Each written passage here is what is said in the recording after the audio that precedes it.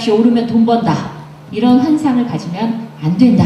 이런 얘기를 부동산 가격이 이렇게 계속 고공행진할 때도 많은 분들께 말씀을 드렸습니다. 근데 제가 강의를 잘 못했나 봐요.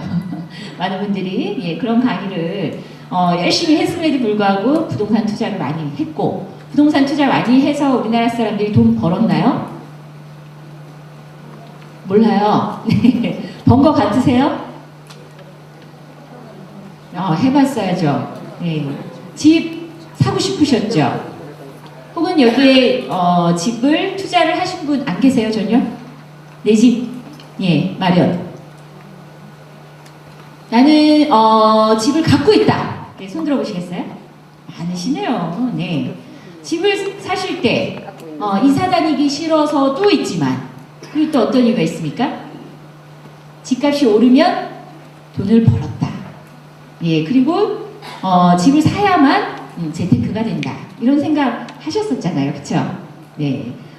그래서 그 지난 몇 년간 많은 분들이 좀 그런 믿음을 과도하게 갖고 좀 무리하신 분들이 있습니다. 여기 계신 분들은 안 그러시겠지만 서울로 가면 정말 소득은 높은데 빚이 몇 억씩 껴있어서 그 부채이자 갚느라 오히려 생활비가 부족한, 일명 이런 분들을 뭐라 그래요? 하우스 푸어 이렇게 얘기하죠. 예, 하우스 푸어가 뭡니까? 직역하면 이거죠. 집거지다. 이렇게 얘기를 하고 있습니다. 예, 오죽하면 이런 표현을 스스로가 할 정도로 많은 분들이 집에 딸린 빚 때문에 굉장히 힘들어하고 있습니다. 사실 집값이 계속 올라줄 것이다 라는 믿음이 없었으면 4억짜리를 2억의 빚을 끼고 샀을까요? 그쵸? 예, 소득이 한 5천만 원인데 빚을 1억 5천 끼고 3억 4억짜리 집을 샀을까요? 집값이 오른다는 믿음이 있었기 때문에 그렇게 또 좀 무리할 수 있었겠죠. 근데 요즘 우리나라 집값은 기대했던 바와 달리 오르지 않고 있고요. 그리고 오히려 팔리지도 않아서 당장 팔아서 처분해서 문제를 해결해야 하는 분들조차도 여러 가지 어려움에 처한, 그리고 가계빚은 멈추질 않고 계속 올라가고 있습니다. 얼마 전에 뭐 정부가 적극적으로 부채 이자를 깎아주고 있어요. 그렇죠?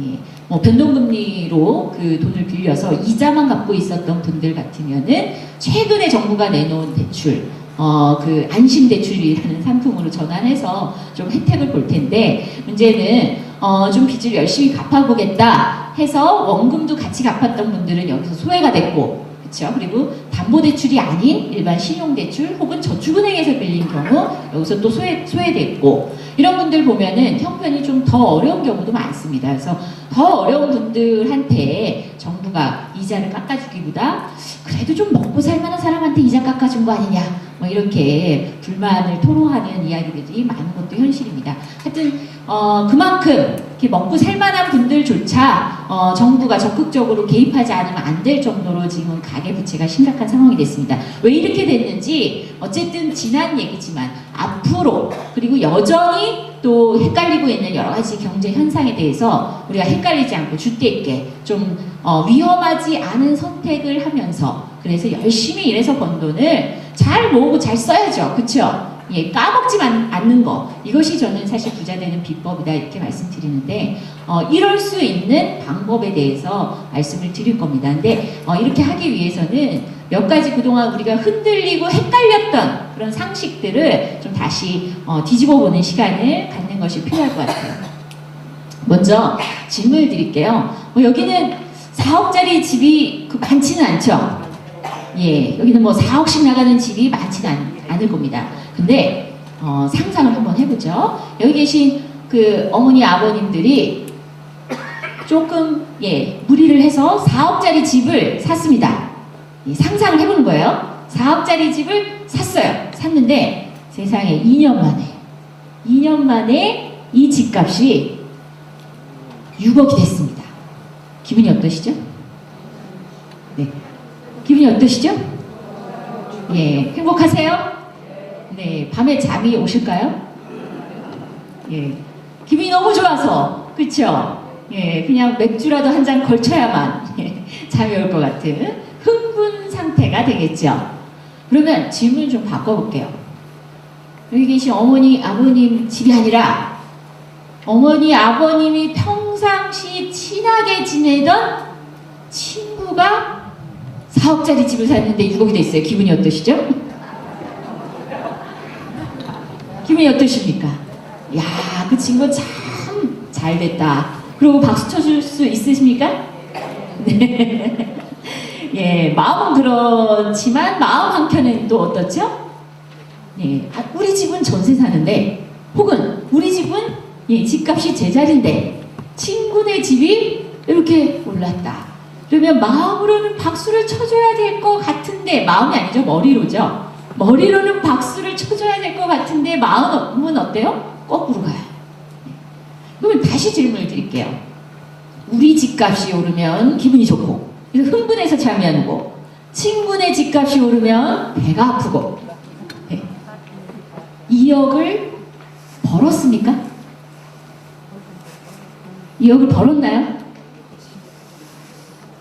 제가 이렇게 질문을 한 5년 전에 했을 때는요 많은 분들이 당연한 걸 왜 물어? 라는 표정으로 저를 바라봤습니다. 당연히 벌었지. 집값이 올랐으니까 벌었지. 이렇게 생각들을 하셨거든요. 근데 지금 표정이 그런 당연한 표정이 아니에요. 그쵸? 좀 헷갈리죠? 자, 집이 4억짜리가 6억이 됐습니다. 흥분은 되지만 우리 솔직히 얘기해보자는 거예요. 손에 쥔 돈 2억 있습니까? 없습니까? 네. 없죠? 자, 친구는 손에 쥔 돈 2억이 있습니까? 없습니까? 근데 왜 기분이 좋고 배가 아프죠? 2억을 주지 않았어요. 벌지 않았습니다. 근데 왜 우리 집이라고 하면 흥분하고 친구네 집이면 배가 아프고 존재하지 않는 2억 때문에 우리가 마음이 왔다 갔다 해요. 그쵸? 중요한 건 그거죠. 5년 전에는 이렇게 많은 분들이 답을 하셨습니다. 아, 팔면 벌잖아요. 팔면 벌지 않습니까? 벌 가능성이 있지 않습니까? 이렇게 얘기했는데 지금은 많은 분들이 아시는 것 같아요. 뭘 압니까? 사실은 벌 가능성이 높지 않습니다. 4억짜리 집이 6억이 돼서 좋아할 일도 아니고 배 아플 일도 아니에요. 왜냐? 벌 가능성이 별로 없습니다. 왜 벌 가능성이 없습니까? 첫 번째, 잘 안 팝니다. 잘 안 팔아요. 왜 안 파는가 이렇게 들여다봤더니 왜 안 팔 것 같으세요? 이제 막 정답들을 너무 많이 하세요. 제가 이런 내용으로 대학생들한테 강의하면 이해를 못해요. 이해를 못합니다. 아니 왜 안 팔아요? 집값이 올랐으면 바로 팔아야죠. 바로 팔아서 차익 실현해서 2억을 손에 쥐고 그 2억을 예금통장에 넣어놓고 그리고 그랬죠. 그 다음에 묻는 거예요. 그러면 그 다음에 어떻게 할 건데? 그 다음에 어떻게 할 건데? 우리 집값만 올랐느냐?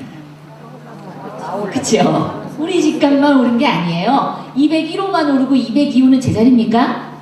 201호 팔고 202호로 이사가면 되는 문제가 아니잖아요. 그쵸? 이게 사실은 올랐지만 팔아봐야 첫 번째는 그거예요. 팔아봐야 내가 집을 줄이지 않는 한 전세로 이사가거나 아니면 교통이 더 불편한 데로 이사가거나 아니면 뭐요? 평수를 줄이거나 이러지 않는 한 손에 쥘 수 없는 돈입니다. 그쵸? 근데 생각해보세요.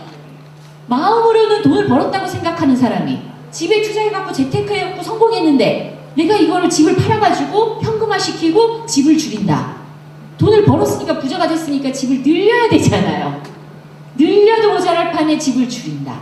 이건 굉장히 보통 사람들의 의식 흐름하고 충돌나는 그런 의사결정입니다. 그런 의사결정을 쉽게 못하는 거예요. 그러니까 뭐예요? 더 오르길 바라고 심지어 더 오를 것이다 라는 많은 소스들이 들려와요.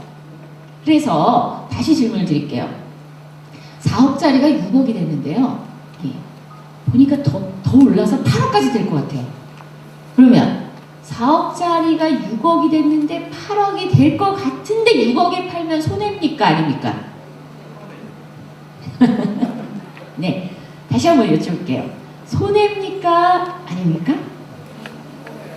네, 손해예요? 4억에 샀는데 4억에 사서 6억에 팔면 손해예요? 이익이에요? 계속 손해라고 계세요. 그쵸? 네. 4억에 샀는데 6억에 팔면 이익이죠. 근데 뭡니까? 8억이 될 거라는 기대심 때문에 손해 같은 거죠. 이걸 뭐라 그러냐면요, 감정계좌라고 합니다. 예, 실제 계좌상에서 4억짜리가 6억이 되면 그래서 2억의 차익이 발생하면 이익을 본 겁니다. 근데 내 감정은 6억이 아니라 8억에 팔려야 된다. 아까 말씀드렸죠? 전제 조건은 그겁니다. 분명히 8억이 된다가 아니에요. 8억이 될 것 같은데 라고 말씀드린 겁니다. 8억이 될 수도 있고 안 될 수도 있어요. 그렇죠? 근데 우리는 뭐예요? 8억이 될 것 같은데 라는 가능성만으로도 이미 감정계좌에서 8억을 기입해버려요. 그래서 6 빼기 4를 하는 게 아니라 뭐예요? 8 빼기 6을 해서 2억 손해본다 이렇게 생각하죠. 네. 2억 손해본다 이렇게 스스로 판단 내리고, 자, 손해본다 생각하면 팔 수 있습니까? 없습니까? 예, 팔 수 없죠. 이 손해보는 감정은요 굉장히 무서운 그 함정이 있습니다. 저기 수박이 있어요. 수박 한 통이 10,000원이고요. 반 통이 7,000원입니다. 뭘 사시겠습니까? 네, 한 통짜리 사시죠. 근데 사실은요, 반 통짜리가 7,000원이고 한 통짜리가 10,000원이면 무려 3,000원이나 비싸요 라고 생각하지 않고 우리는 어떻게 합니까? 한 통을 굳이 반으로 쪼개요. 반으로 쪼개서 5,000원짜리 만들어 놓고, 그러니 반 통 7,000원짜리 사면 2,000원 손해본다 라는 생각 때문에 한 통을 사죠. 자, 여기서 정답이 한 통을 사는 게 정답입니까? 반 통을 사는 게 정답입니까? 정답은 뭘 것 같아요? 반 통 사는 게 정답일 것 같아요? 예, 목소리가 작은 것 보니까 여전히 그래도 한 통 사야지. 네, 그래도 싸구려 사야지 이렇게 생각하시는 것 같아요. 제가 소비 때도 이 부분을 말씀드릴 겁니다. 할인이 우리한테 얼마나 위험한 건가. 예, 할인이 사람의 마음에 장난질을 합니다. 예, 이것도 그래요. 정답은 뭐냐면요, 사실은 우리는 이미 마트에 갈 때요 수박을 사러 간 게 아닙니다. 수박을 사러 가지 않았어요. 이미 집에 냉장고에 지난번에 먹다 남은 참외도 썩어가고 있어요. 근데 뭡니까? 7,000원짜리 반 통을 보니까 한 통의 할인 효과가 더 두드러져 보여요. 그래서 수박이 먹고 싶었거나 간절히 먹고 싶거나 혹은 수박이 필요한 거나 이러지 않음에도 불구하고 살까 말까를 망설이다가, 그쵸? 어떤 선택을 하게 됩니다. 그 신경학자들이 실험을 했습니다. 사람에게 할인 제품을 보여주고 뇌에 어떤 변화가 일어나는지를 사진을 찍어가지고 관찰을 했는데, 관찰해본 결과 사람은 할인 제품을 보기만 해도요 뇌 속에서 도파민이라는 신경전달 물질의 분비가 늘어난다고 합니다. 도파민이 뭐냐면요, 흥분하면 분비가 늘어나는 거예요. 주로 마약, 도박, 알코올, 담배 이런 중독성과 관련된 그런 행위들을 할 때 사람이 흥분하는데 흥분을 느끼게 만들어주는 신경전달 물질이 도파민이라는 겁니다. 할인 제품을 보니까 도파민이 분비가 늘었다. 사람이 할인 제품을 보면 흥분한다는 겁니다. 흥분한다는 거예요. 근데 왜 그러면 이렇게 할인 제품을 보면 흥분하는가? 라고 또 그 심리학자들이 실험을 해봤는데요. 여기서 우리가 이런 걸 생각해 볼 필요가 있습니다. 보통 경제학자들은 기존에 사람은 합리적이라고 얘기를 했어요. 더하기 빼기 잘하고 이익을 중심으로 더하기가 분명한 곳으로 의사결정을 내린다. 그래서 사람은 가급적이면은 이익이 뭔지를 따지는 방향으로 의사결정 내린다 이렇게 생각을 했었는데요. 근데 심리학자들이 실험을 해보니까 사람들이 그렇게 합리적이지 않더라 이런 결론을 얻었는데요. 질문을 하나 드릴게요. 100만 원 꽁돈이 생겼습니다. 기분이 어떠시죠? 예, 며칠 잠 못 잘까요? 예, 며칠? 하루면 돼요? 예, 그러면 100만 원을 까먹었어요. 잃어버렸습니다. 기분이 어떠시죠? 예, 며칠 잠 못 잘까요? 한 달.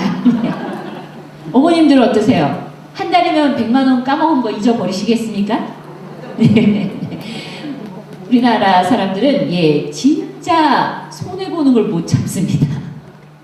원래 심리학자들이 실험을 해보니까요, 경제학자들이 기존에 사람이 합리적이다 라고 가정한 거에 따르면 100만 원의 꽁돈이 생겼을 때 기분이 좋고 100만 원을 잃어버렸을 때 슬프고, 감정의 종류는 달라도 감정의 크기는 같아야 돼요.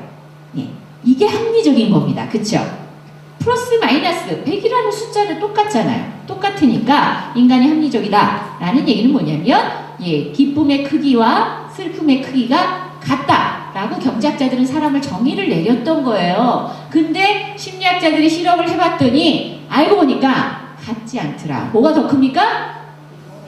손해봤을 때 고통의 크기가 더 큰 거예요.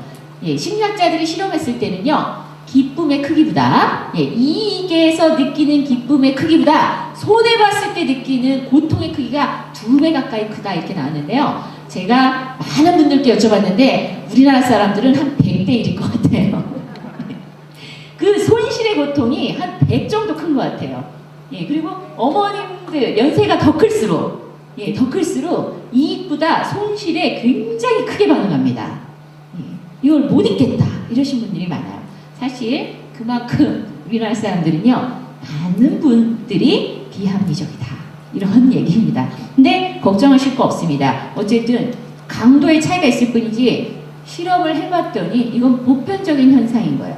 결론은 뭡니까? 보편적인 사람들은 합리적이지 않다 이 얘기입니다. 그리고 여기서 느낀 게 뭐냐면, 손해를 피하는 것에 굉장히 의사결정이 크게 반응한다 이런 얘기입니다. 사람은 이익을 중심으로 의사결정 내리는 게 아니라 손해를 피하려고 의사결정 내린다는 거예요. 이익을 중심으로 의사결정 내린다면요, 수박을 봤을 때 우리 집에 수박이 있느냐, 먹을 과일이 없느냐, 이걸 합리적으로 따지는 사람이, 그런 사람이 사실은 저 가격과 무관하게 오늘 당장 공짜로 준다 그래도 우리 집에는 사실은, 예, 먹을 게 있고 내가 저걸 가져가면 또다시 쓰레기가 된다. 냉장고에 채워넣을 수 없으니 맛없게 억지로 먹어야 되고, 맛없게 억지로 먹다 못해서 어떻게 합니까? 버려야 됩니다. 그러면 쓰레기 처리 비용만 더 들어요. 예, 이거는 비합리적인 의사결정이라는 거죠. 합리적 의사결정이라면요, 사실은 가격과 무관하게 구매하지 않아야 됩니다. 근데 우리나라 사람들은 일단은, 예, 가격만을 중심으로 실제 내 생활의 플러스 마이너스를 따져보고 의사결정 내는 거 잘 못한다. 특히 어디에 민감하다? 손해에 민감합니다. 아까도 말씀드렸죠. 집값이 4억짜리가 6억이 됐는데 8억이 될 거다, 9억이 될 거다, 10억이 될 거다 이런 얘기는 계속 들려와요. 그렇죠? 특히 올라갈 때는 그렇습니다. 떨어질 때는 더 떨어질 것 같은 두려움에 휩싸이고, 올라갈 때는 어때요? 계속 올라갈 것 같은 흥분에 휩싸입니다. 이러다 보니까 더 올라갈 것 같은데 지금 팔면 손해다. 손해본다는 감정이 내몰리는데 팔 수 있느냐? 대부분의 사람들이 안 팝니다. 이에 대해서 전문가들은 이렇게 표현합니다. 자산 가치가 오르면 사람들은 그 자산을 쥐고 있을 때는 이익이라고 생각하고 팔면 손해다 라고 생각하기 때문에 팔지 않고 쥐고 있으려는 경향이 있다. 이거 보유 효과라고 합니다. 한마디로 보편적인 사람들은 집값이 뛰면 안 판다는 얘기입니다. 안 팔면 2억을 손에 쥘 수 있습니까? 없습니까? 벌 수 있습니까? 없습니까? 못 법니다. 예, 못 벌어요. 근데 가끔 파는 분들이 계세요. 예, 팔아도 또 문제가 생깁니다. 어떤 문제가 생기냐면요, 이번에도 재밌는 예를 들어볼게요. 2만 원짜리 청바지를 사러 갔습니다. 청바지를 사러 가서 마음에 들어가지고, 야, 이거 괜찮은데? 그래서 지갑에서 2만 원을 딱 꺼내서 계산하려고 하는데 친구가 옆구리를 쿡 찌르면서 이 똑같은 청바지가 한 정거장 떨어진 할인점에서 50% 세일한대. 그럼 어떻게 하시겠습니까? 예, 생각할 것도 없어요? 예, 얼른 내려놓고 한 정거장 걸어가실 겁니까? 네, 걸어가시죠. 이번에 상황을 바꿔볼게요. 100만 원짜리 TV를 사러 갔어요. TV를 사러 가서 마음에 들어서 지갑에서 카드를 딱 꺼내서 계산하려고 하는데 또 친구가 옆구리 쿡 찌르면서 뭐라 그러냐면, 이 똑같은 TV가 한 정거장 떨어진 할인점에서 10,000원 깎아준대. 자, 어떻게 하시겠습니까? 예. 눈치 채셨나요? 그렇죠. 차비고 뭐고 그게 그거다. 근데 왜 아까 2만 원 50% 세일 10,000원 깎아준다 그럴 땐 가실라 했어요. 똑같은 크기의 10,000원이죠. 자, 지금 이 자리에서 마음속으로 크기를 그려보세요. 크기를. 2만 원의 만 원과 100만 원의 만 원. 크기가 똑같습니까? 뭐가 더 크죠? 2만 원의 만 원이 더 크죠? 예. 2만 원의 만 원은 되게 큰 것 같고, 100만 원의 만 원은 뭐예요? 에이, 그까짓 거, 뭐, 그까짓 만 원 때문에 내가 이렇게 고생을 해야 되나? 2만 원의 만 원은 고생을 당연히 감수해야지 이랬는데. 그쵸? 지금 마음으로 그려봐도 틀리죠? 그만큼 우리 마음이 오묘합니다. 좀 좋게 얘기하면 신비롭고요. 바로 이 자리에서 똑같은 크기의 만 원을 얘기하는데도 마음이 달라져요. 그쵸? 예. 좋게 얘기하면 신비롭고 나쁘게 얘기하면 감사해요. 그렇지 않습니까? 예. 희한한 거예요. 특히 그렇죠. 퍼센티지 중거점에 따라서 아니 퍼센티지가 틀리고 뭐가 틀리고 기준이 틀리고 다 틀리고 만 원은 만 원인 거예요. 그렇죠. 만 원으로 구매할 수 있는 어떤 제품의 양이 달라지진 않습니다. 예, 똑같아요. 똑같은데 예, 우리는 마음속으로 뭐예요? 퍼센티지로 크기를 재단을 하죠. 기준이 무엇이냐에 따라서 재단을 하죠. 심지어 그 돈이 어디서 생겼냐에 따라서 그 돈의 가치도 틀려집니다. 예. 이걸 심리적 계좌라고 얘기하고요. 이 마음 계좌, 감정 계좌가 사실은 뭐냐면 비합리적이라는 얘기입니다. 아까 말씀드렸지만 신비로울 수도 있고 예, 간사할 수도 있는. 그래서 자주 고장이 난다. 실제 산수 법칙에 따라서 합리적으로 흘러가지 않는다는 겁니다. 우리 마음속의 계좌는. 우리 마음속의 계좌는요. 굉장히 복잡 다단하게 관계에 따라서 그 돈의 출처에 따라서 실제로 그 돈의 사용 용도에 따라서 굉장히 달라진다는 거죠. 예. 근데 특히 출처에 따라서 달라진다는데 주목해 볼 필요가 있어요. 자, 도박으로 번 돈을 생활비로 썼다. 들어보셨습니까? 예, 도박으로 번 돈 어디다 쓰죠? 도박에 쓰죠. 예, 꽁돈이 생기면 어디다 쓸까요? 예, 유흥비로 쓰잖아요. 네. 꽁돈 벌어서 적금 부었다. 예, 쉽지 않지요. 꽁돈을 벌면 그만큼 빨리 쓰고 싶어집니다. 네, 이걸 적립해뒀다가 아껴뒀다가 고이고이 진짜 욕이란 데 써야지 이런 생각 안 하게 돼 있어요. 예, 보통 잘 간직해서 잘 써야지 하는 돈들이 어떤 돈이에요? 고생해서 번 돈이죠. 예, 어렵고 힘들게 번 돈은 어때요? 함부로 쓰고 싶지 않잖아요. 더 애착이 느껴지죠. 애착이 느껴지니까 잘 쓰고 싶어지죠. 더 신중해지죠. 내가 이 돈을 벌기 위해서 들였던 노력만큼 그만큼 이렇게 쓰는 게 맞느냐 따져보게 되죠. 신중하고 좀 이렇게 심사숙고해서 쓰게 되면 그만큼 소비를 잘하게 되죠. 근데 꽁돈은 그러지 않아요. 빨리 생겼으니까 빨리 그냥 확 써버리고 싶어요. 그쵸? 예. 이렇게 출처에 따라서 사용 용도가 결정이 나는 이 마음속 회계장부의 고장, 이것 때문에 투자로 번 돈 어떻을까요? 예. 투자로 번 돈 팔았다 치더라도 투자로 번 돈은 투자에 쓰죠. 네, 투자에 씁니다. 예. 안 파시면은 이렇게까지는 안 하는데 팔고 나면 그리고 이미 살고 있는 집도 있어요. 사는데 문제가 없어요. 그러면 그 돈을 가지고 보통은 갑자기 오피스텔이 전망이 있어 보이고 네, 그리고 뭐 주택이 전망이 있어 보이고 소형 아파트가 전망이 있어 보이고 실제로 투자로 돈을 벌게 되면요 위험에 대한 자각 능력이 굉장히 떨어집니다. 그래서 위험을 더 크게 수용하는 경향이 있고요. 더 위험한 투자를 감행할 위험이 커진다는 겁니다.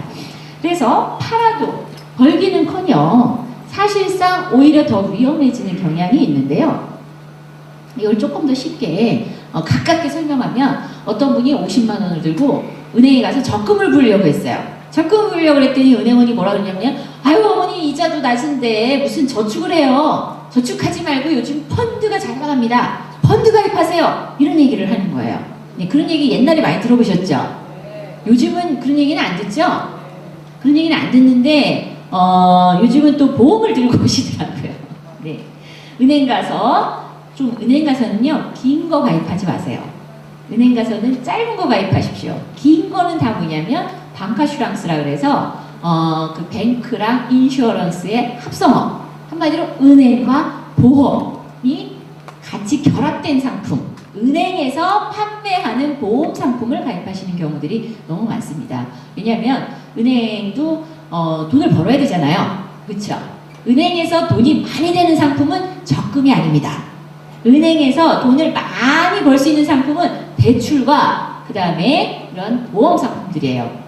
그러다 보니까 고객들의 자산을 늘려주는 것보다 더 먼저가 뭐예요? 은행 입장에서는 은행의 수익이 높아져야죠. 그쵸? 왜냐? 은행이 공공기관입니까? 아닙니까? 아니에요. 기업이에요. 예, 기업이고 은행원들과 그 임원들은요, 누구의 이익을 가장 중요시 여길까요? 소비자? 예, 누구요? 기업의 주주. 예, 주주의 이익을 가장 우선시 여기게 되어 있습니다. 주주가 뭐냐면, 예, 처음에 주식에 투자한 사람이죠. 예, 근데 은행의 주주가 외국인이 많아요, 우리나라는. 예, 그래서 우리나라 국민들의, 소비자들의 이익을 도모하기보다는 이익을 중심으로, 주주의 이익을 중심으로 판매하는 경향이 많다 보니까, 그래서 소비자들한테 필요한 상품보다 수익이 많이 나는 상품을 자주 권합니다. 그래서 예전에는 펀드, 요즘에는 보험. 그래서 은행 가실 때는요, 꼭 적금이라고 예, 반드시 명시하셔야 돼요. 왜 보험이 문제예요? 5년 부어도 원금이 안 됩니다. 네, 원금이 안 돼요. 그래서 문제입니다. 은행에서 가입한 보험은 5년 지나면 원금도 되고 비과세래요. 그러는데요. 예, 은행에서 가입한 보험도요, 보험회사에서 만든 보험입니다. 은행에서 만든 보험이 아니에요. 은행은 판매만 하는 거예요. 그래서 똑같아요. 일반 보험이랑. 일반 보험이랑 똑같고 5년 지나도 7년 지나도 원금 안 되기는 마찬가지예요. 지금과 같이 저금리 시대에는. 그래서 원금이 안 되니까 이자 같은 게 없으니 비과세 효과도 없죠. 비과세는 뭐예요? 이자에서 발생한 소득세를 면제해 주는 게 비과세예요. 이자가 없는데 비과세가 있습니까? 없습니까? 이자 붙은 게 없는데 무슨 세금을 내요? 예. 그래서 이자 붙은 게 있어야 세금도 내죠. 원금도 안 되는 그런 경우가 많아서 저희가 그런 민원을 되게 많이 들어요. 그냥 은행에서 건의해서 했는데 7년 지났는데 원금이 안 된다. 이게 무슨 일이냐? 네, 그런 얘기를 되게 많이 듣습니다. 그래서 은행 가서 가입할 때 조심하셔야 돼요. 권하는 상품을 가입하기보다는요, 그냥 찍어서 가입하세요. 네, 정해서 가입하세요. 내가 필요한 걸 정해서. 아니, 보험이 필요한 가입할 수도 있죠. 근데 나는 적금 부으러 갔다가 보험 들고, 적금 부으러 갔다가 펀드 들고, 이것만 하지 말라는 얘기죠. 어쨌든 이분은 줏대가 있었어요. 줏대가 있어서 50만원 적금하러 갔는데, 아유, 어머니 펀드 드세요. 이러니까 생각을 많이 하다가 10만원만 펀드를 들고 40만원은 적금을 그냥 고집을 한 겁니다. 그렇게 1년 부었어요. 10만원씩 매달 1년 부으면 원금이 얼마예요? 120만원이죠? 근데 수익률이 100%가 났습니다. 꽁돈 얼마 생겼습니까?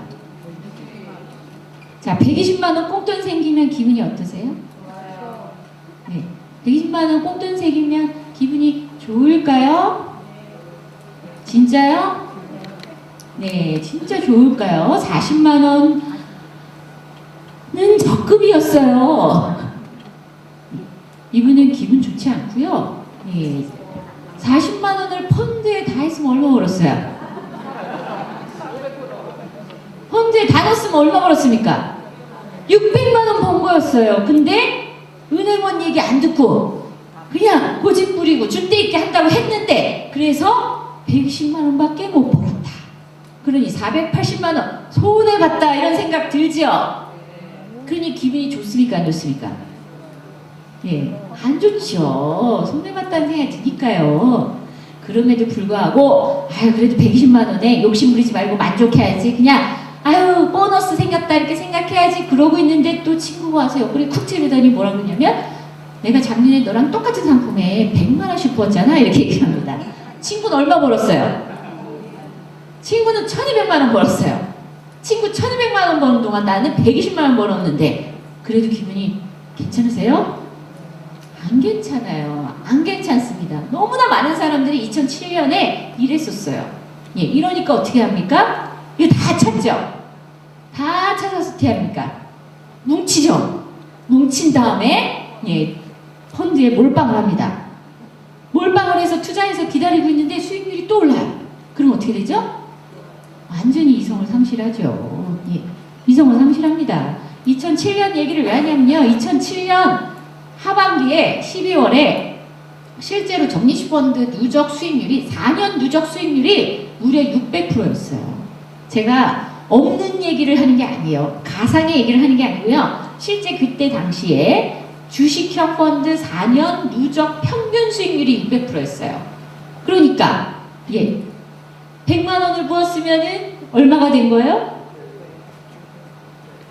700이 된 거죠. 네, 700이 된 거죠. 그러니까 점점 뭐예요? 사람들이 흥분을 하죠. 그때 당시에 너무 흥분해갖고 모 증권사가 펀드 상품을 기가 막히게 신규 상품을 출시하자마자 진짜 수조 원의 자금이 몰렸습니다. 그러다가 2008년 상반기 어떻게 됐어요? 네. 미국발 금융위기가 터지면서 주가가 곤두박질 치고 그래서 반토막 이상 절단이 났습니다.